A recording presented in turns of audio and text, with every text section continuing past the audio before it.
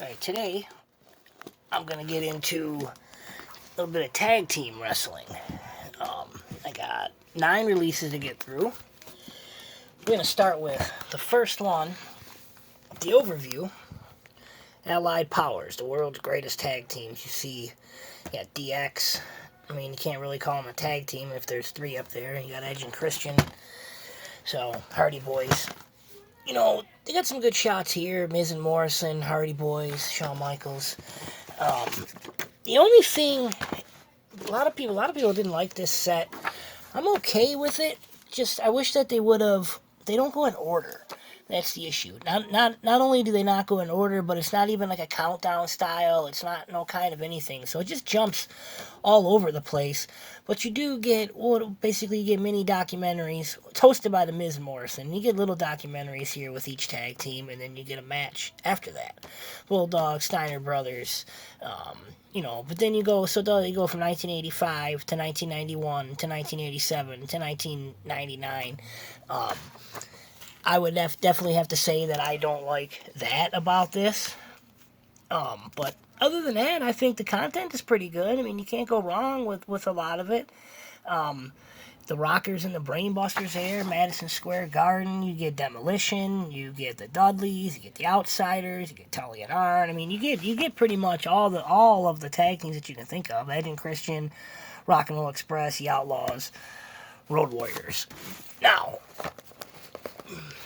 that being said, I'm going to talk about 3 specific tag teams.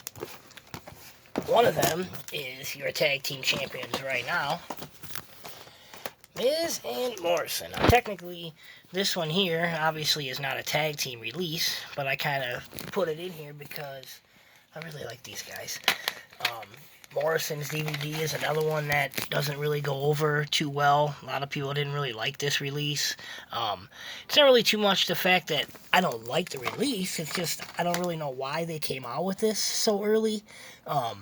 His career just started in 2007, or it might have been like 2006, but I mean, it goes here from ECW when he becomes John Morrison, and you just got a 2-year time span here. Some of the matches are good, don't get me wrong there. I mean, you get DX shows up, you got Jericho, you got Edge, you got CM Punk, you got Jeff Hardy there. So, I mean, some of the matches are good. It's not a documentary, it's just a basic match compilation of a guy that was only around for 2 years. I mean, they could go back and give him another, maybe a collector's edition kind of thing that they did. They did that with Mysterio and Brock Lesnar, so who knows. Now, The Miz, he was caught, this one came out in 2019. His DVD is right in the middle of their complete laziness, so what they did was they pretty much give you an interview, maybe a half-hour, 45-minute interview with The Miz, and then they just break it up and put some matches in between. They absolutely hated me. Match. Interview piece. Match. Interview, so basically a little piece of the interview and pretty much maybe a little introduction, I guess you could say, to the match or moment that was coming on next.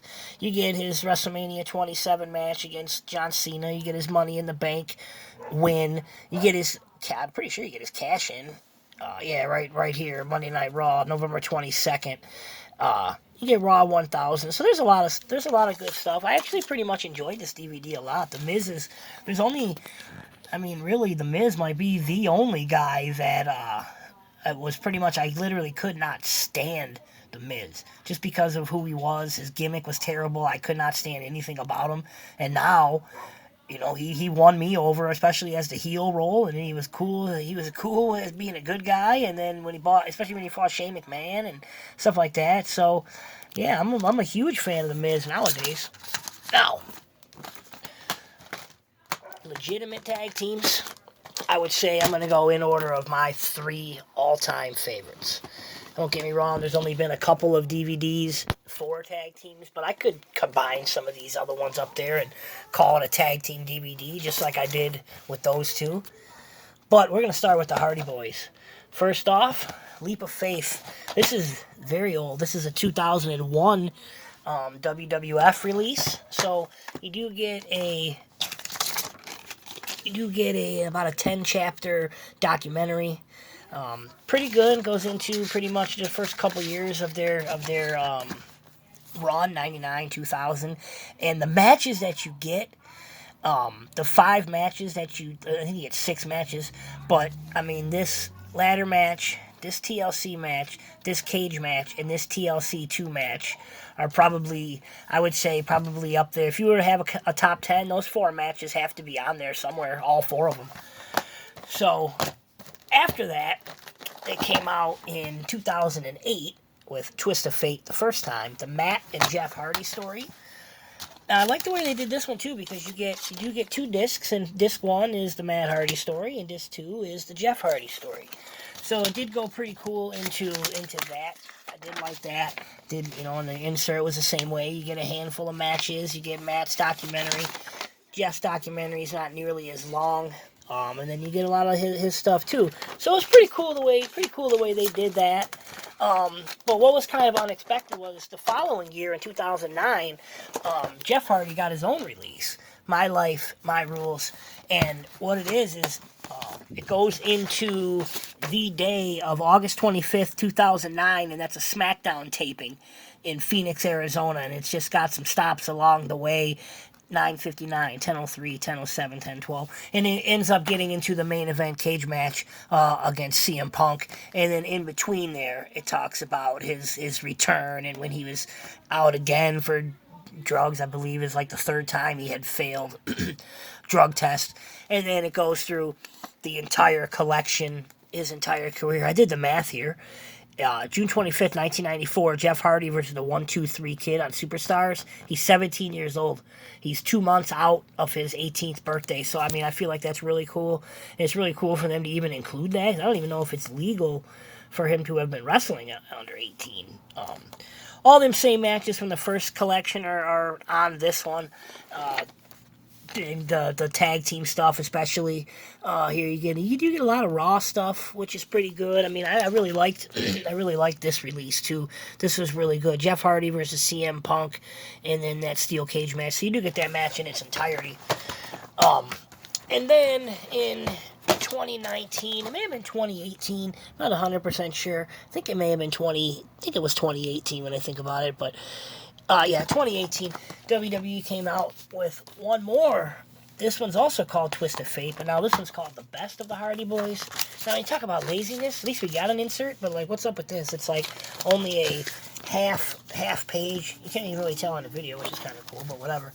And this time it goes through the entire story of both of them together, the New Rockers against the Hardy Brothers, 1996, and you'll get the same matches again. You'll get the ladder match, you'll get the TLC matches, you'll get that cage match. So they do keep coming out with the same stuff over and over again, but just different ways that you present it. Even if it's the same exact stuff, it does make it cool all over again, at least as far as I'm concerned. It does. And the same thing here, it goes into when they go off on their own, and it does kind of get into the Woken and that kind of gimmick, which is kind of cool. And then it gets the Broken Universe.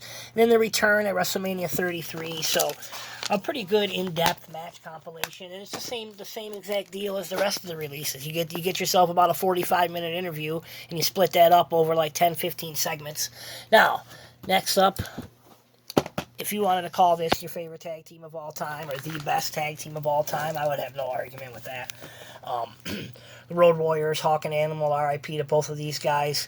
Hawk had his demons for a long time. Animal just passed away just recently. But you do look at all the content you get here as far as the probably 20 chapter documentary, just tons of promos and matches and stuff.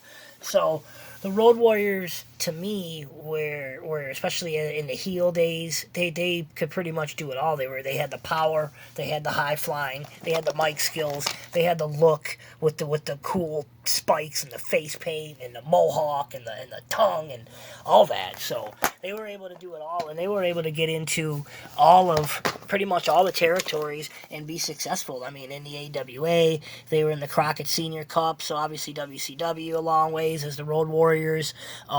Legion of Doom later on. You got Royal Rumble. You got NWA. You got a lot of NWA stuff. A lot of stuff with Paul Ellering. Just a very, very well done documentary and collection there. The life and death of the most dominant tag team in wrestling history. Now, the most dominant, I don't know, because now I'm going to tell you my absolute favorite of all time, and I have 3 unbelievable memories of this team. First 2 came at the state fairgrounds. I was in the general admission section of the state fairgrounds, and I was there with Mikey, and I was there with Warren. And inside the little booth, there was like a couple, not the booth, but in the general admission was kind of like bleachers. And you could walk down a couple stairs, and then what it was there was like a kind of a window that you could peek in.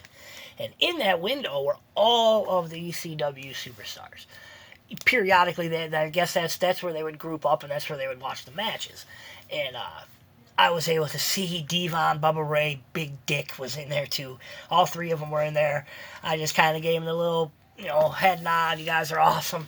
Big Dick told me to shut the fuck up, and I walked away. But it was just awesome because that's who those guys were. And the next time, this time we were in the 6th row, same place, State Fairgrounds, the Coliseum, and this time these guys, when you talk about legitimate heat, these guys had the legitimate heat.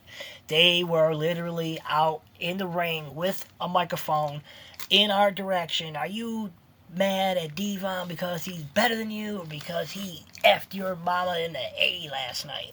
I mean, you're talking about just some outlandish comments coming from a professional wrestler to people outside, and that night was the first time that they ever used the flaming tables. They put Balls Mahoney and Axel Rotten, maybe it was just Balls Mahoney, but I know it was Balls Mahoney and Axel Rotten. They used that flaming table for the first time in Detroit, and they'll go on, and I'm pretty sure in the documentary it does talk about that. Lastly, the greatest one is on my Facebook. There's a picture of me holding Jada, and Jada is 1 day old. And we watched Monday Night Raw from the hospital, and we watched their return in 2015 from Brooklyn. And Sting came out at the end of that Raw, and now Jada just loves wrestling, but she doesn't even realize that 1 day old, she was part of history when the Dudley Boys made their return the night after SummerSlam. Now, talk about something that really gets into it. I mean, look at all those chapters for this documentary. These guys went and did literally everything you could possibly do. They were like 100-time tag champions. They had the titles, and everywhere they went, TNA, they were in ECW, WWE, TNA. They did it all. They're in the Hall of Fame. Devon is an executive nowadays, and they just deserve it because everything that they did. I mean, they were the guys that literally put people through tables, put the tables match on the map, pretty much. Just pretty cool artwork there too. The way they look, but. Yeah, and then they had people literally hating them, wanting to riot in the stands. I mean, it wasn't just where guys come out and insult your hockey team. I mean, these guys literally came out there and threw punches to people in the front row and just talked insane amount of trash and things that I just can't imagine people even saying, especially nowadays. And now they're in the WWE Hall of Fame. So. Yeah, to me, straight out of Dudleyville, the legacy of the Dudley Boys, the tag team. If you're going to think of some other ones, I mean, the Hart Foundation, obviously. Demolition is one that I absolutely love as far as my all-time favorites. The Rockers, Tully and Arn as the Brainbusters. But beyond that, the thing is, there's going to be the next video that I'm going to come up with is we're going to talk about factions because... that's a whole different story. When you talk about factions and tag teams, huge difference. So meanwhile, I'm going to put these 9 guys back in place, figure out what's next. See you guys later.